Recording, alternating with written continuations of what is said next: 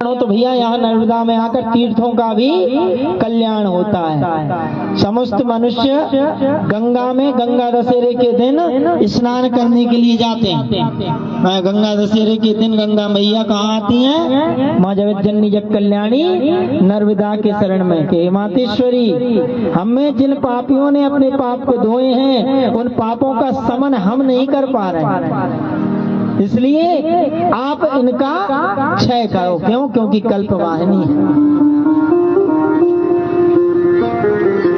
माँ। इस स्वरूप में चर अचर जीवों का उद्धार करने वाली वरदायिनी है।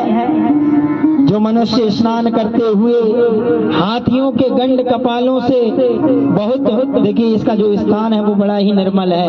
पहले बड़े बड़े हाथी इनके दोनों पट पर रहा करते थे, हाथी क्रीड़ा किया करते थे।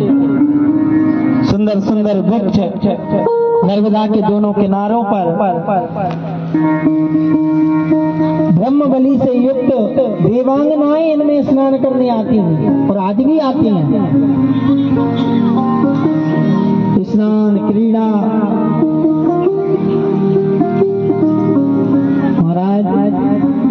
मां नर्मदा के तट में जो अनेक पुष्प हैं उन पुष्पों से जब इसके जल की जो धारा है ना वो स्पर्श होती है तो मानो की सुगंध की लहर फैल जाती है। अब आज तो वृक्षों का भी लोप हो गया। अनेकों घाटों पे व्यवस्थाएं ऐसी हो गई कि वृक्षों को काट काट के बड़े बड़े मठ, बड़े बड़े मंदिर बना दिए गए हैं। वहाँ पहले ऐसी ही स्थिति थी कि अनेक वृक्ष, अनेक फूल, अनेक वाटिकाएं मां नर्मदा के तट पर हुआ करती थी। और आज भी आप नर्मदा परिक्रमावासी हो, आपको ज्ञात होगा कई स्थान ऐसे होंगे जहाँ माँ का बड़ा ही सुंदर स्वरूप देखने को मिलता है। बोले रे वाह मैया की। महाराज मुनियों से सेवित है, मुनियों से सेवित है और मुनियों की ही भक्ति की पावन धारा कही गई है नर्मदा। क्यों कही गई है? क्योंकि भगवान के 4 बेटे हैं। धेनु सुर संत लीन मनुज अवतार निज इच्छा निर्मित तनो माया गुण गोपाल। कौन कौन से 4 बालक हैं? विप्र, ब्राह्मण, धेनु, गाय, संत, सबसे छोटे बालक। और उन्हीं संतों की भक्ति की धारा क्या है? नर्मदा।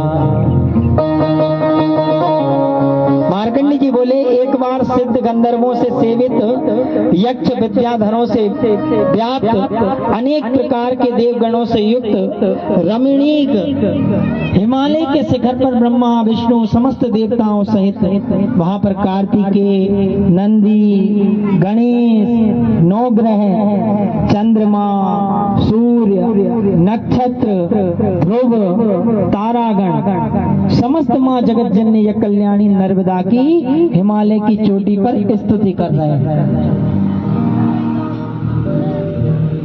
नर्मदा को नमस्कार कर प्रार्थना कर रहे थे। तभी वरुण, कुबेर, यम, इंद्र, गंधर्वों के सहित सभी गण दर्शन कर प्रणाम करते हुए कहते हैं, हे मातेश्वरी, सूर्य के समान प्रकाश रूपी तेज को देख माँ को प्रणाम करने लगे। उन्होंने देखा वहां नर्मदा तट पर लगे कदम, फूल, वृक्षों से जल सुंदर लग रहा है।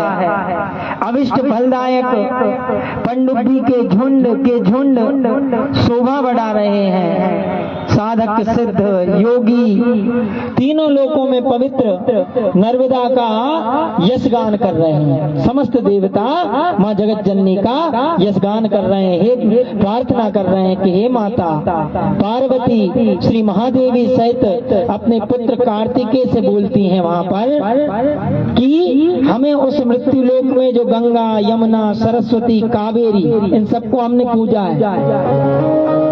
हिमालय पर कह रहे हैं समस्त देवी देवता, पार्वती, गणेश, कार्तिकेय, तारागण, कह रहे हमने गंगा आदि सभी नदी को पूजा है। सर्वप्रथम उस पुण्य सलीला नर्मदा का वर्णन कीजिए, हम सुनना चाहते हैं। और यही कथा कार्तिकेय जी ने भी सुनाई है। बोले नर्मदा मैया की। तब स्वामी कार्तिकेय ने अपने माता पिता महादेव की स्तुति की और कहा, कहने लगे आप तीनों के रक्षक हैं, पिनाक धारण करने वाले हैं, डमरू हाथ में लिए हुए हैं, त्रिशूल धारण करने वाले हैं। हे भूत वावन्न भोले नाथ, सर्वप्रथम हम आपको नमस्कार करते हैं। ऐसी प्रार्थना किसने की? कार्तिकेय भगवान ने। बोले कार्तिकेय महाराज की। जगत पिता स्वरूप माता पार्वती के सहित हो आप मेरे सामने विराजमान हो, अर्धनारीश्वर के स्वरूप में हो। और हे भूत भावन भोलेनाथ, मैं आपसे प्रार्थना करता हूँ कि मैं अपने मुखारविंद से जो भी वचन नर्मदा के विषय में आपको सुनाता हूँ, आप मुझ पर कृपा करना। बोले रेवा मैया की। ऐसा बारंबार नमस्कार करते हैं। यहाँ सोनक जी सूत जी इस महाराज से बोले, कहने लगे मैं सर्व पूजित धर्म निपुणता आप में मानता हूँ। पवित्र अमृतमयी कथा के आप वक्ता हैं। व्यास जी ने 18 पुराण, 6 शास्त्र और 4 वेदों की रचना की। किससे करवाई? गणेश जी से करवाई है। तीर्थ की महिमा सुनना समझना हमें किससे ज्ञात हुआ है? तीर्थ की महिमा सुनना समझना हमें पुराणों से ज्ञात हुआ है। उन्हीं पुराणों की रचना किसने की है? महर्षि वेद व्यास जी ने। बोली व्यास जी महाराज की। महाराज तीर्थ महिमा बड़ी विचित्र है। जो मान लो कि तीर्थ यात्रा करता है, उसने अगर यह महिमा वर्णन सुन लिया तो समझ लो परिक्रमा कर ली। अब परिक्रमा पे कौन कौन जाने तैयार है ये बताओ? कौन कौन चलना चाहता है? चलना चाहते हो? अरे बड़े कम दिख रहे हैं भैया, हाथ तो ऊपर उठाओ। माताएं, बहनें, भाई बंधु, परिक्रमा पे चलने के लिए ना कोई टिकट लगेगा, न कोई व्यवस्था, न कोई हाथी, न घोड़ा, न पालकी, यहीं बिठाएंगे रोज और यहीं खूब परिक्रमा कराएंगे। करोगे नहीं करोगे? और जब करना है तो उसके आधार हो जाओ। अगर आप उसके आधार हो जाओगे ना तो मैया 7 दिन में, वैसे कितना समय लगता है आप लोगों को? आप क्योंकि अधिक से अधिक जो भी भक्तगण हैं उन्होंने नर्मदा परिक्रमा कर ली है। कितने महीने लगते हैं भैया? अगर गाड़ी से और पैदल जाए तो 3-4 महीने। और पहले पैदल लोग जाया करते थे 3 साल, 3 महीना और 13 दिन, ऐसा कुछ विधान हमने संतों के मुख से सुना। मगर हमें कितने दिन में पुण्य प्राप्त होगा? केवल 7 दिन में। और वो भी 7 दिन में कितने बजे? 1 बजे से लेके 5 बजे के बीच में। अगर अपन सब मिलके उस पर आधारित हो जाएंगे तो समझ लो कि मैया हमारी यहीं बैठे बैठे परिक्रमा पूर्ण समझ लेगी। बोली रेवा मैया की। है तेरे आधार नरम है तेरे आधार, है तेरे आधार